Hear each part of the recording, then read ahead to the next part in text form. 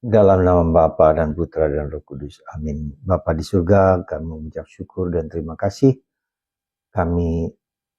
Kau ingatkan lagi bahwa segala kegiatan kerohanian kami harus bersumber dari hati yang beriman dan percaya kepada Tuhan.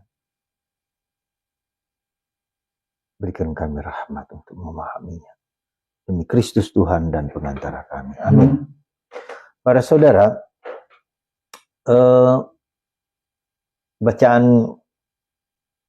hari ini pertama tentang apa yang ada dalam hati kita.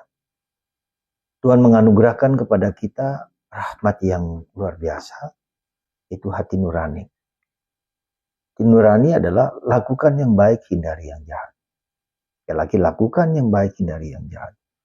Berbuatlah sebanyak mungkin segala hal yang baik.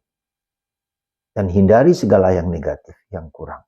Dan itu ada dalam kuasa kita. Maka kita diberi kuasa untuk life is choice. Hidup adalah pilihan. Ya, pilihan. Memilih yang baik, memilih yang berkat, atau memilih yang kutuk. Ya, dua hal ini. Nah, masa Prapaskah ini adalah masa di mana kita melakukan ketiga faktor penting. Berpuasa, kemudian berdoa, kemudian bersedekah. Sekali lagi saya ingatkan bahwa ketiga faktor ini doa kita ke atas kepada Tuhan, ya, doa. Lalu sedekah kepada sesama, di tengahnya adalah puasa. Nah, jadi hal-hal yang lahiriah ini, yang berdoa, berpuasa, lalu bersedekah, itu harus bersumber dari hati yang terdalam. Jadi sekali lagi, prosesnya adalah proses di mana kita menjalankan segala sesuatu dari dorongan, dari iman yang teguh. Contoh hari ini adalah Yesus memanggil Lewi, memanggil Matius. Ya. Ketika sebagai seorang pemungut cukai, orang berdosa, orang jahat dianggap karena menindas rakyat kecil, membayar pajak supaya pajak itu diberikan kepada pemerintah Romawi. Nah, maka dia dianggap berdosa. Lalu apa yang dilakukan oleh Yesus? Memanggil, menyentuh, menjamah, memperhatikan. Ya, Tuhan memperhatikan dia. Maka dia berani melepaskan segala sesuatu untuk mengikuti Yesus. Nah, proses kita sekarang ini kita sedang mengikuti Yesus. Mengikuti berarti jejak-jejak Yesus. Kita harus menjadi seperti Yesus dalam tanda petik. Ya, kalau kita tidak bisa seperti Yesus, kita menjadi seperti Bunda Maria. Ya. Nah, jadi pengalaman pengalaman cinta inilah yang membuat Matius, Lewi itu melepaskan segala sesuatu. Bagaimana kita berpuasa? Nggak usah jauh-jauh. Puasa ngerokok saja misalnya. Ya, betapa sulitnya. Segala sesuatu yang sudah adiktif, merokok, makan, minum, ya, judi, itu semua adiktif. Ya, kalau itu saja sulit dilepaskan, kita berpuasa 1 hari aja sulit, bukan main.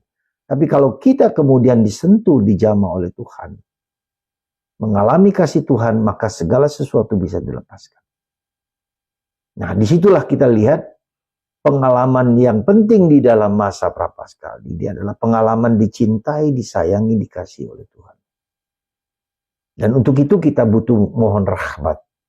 Seperti Lewi, Tuhan tahu apa yang ada dalam hatinya. Ya, karena itulah sebetulnya kerinduan hati Lewi, Matius, ya ini Santo Matius pengarang Injil adalah bahwa dia ingin sungguh-sungguh mengikuti Yesus. Dia ingin sungguh-sungguh mengerti apa yang diajari Yesus. Yesus tahu hatinya, maka dia lepaskan semua. Dia mengadakan pesta dan memperhatikan orang-orang yang sesama dengan dia, orang pendosa. Ya. Jadi saudara, dalam masa Prapaskah ini bukan pertama-tama kita berpuasa, bermati raga, berdoa dan bersedekah, tetapi sejauh mana kita mengalami kasih Tuhan lewat peristiwa itu. Nah, yang kedua, dalam masa Prapaskah ini adalah unsur penting di dalam diri kita adalah bahwa kita ini orang berdosa.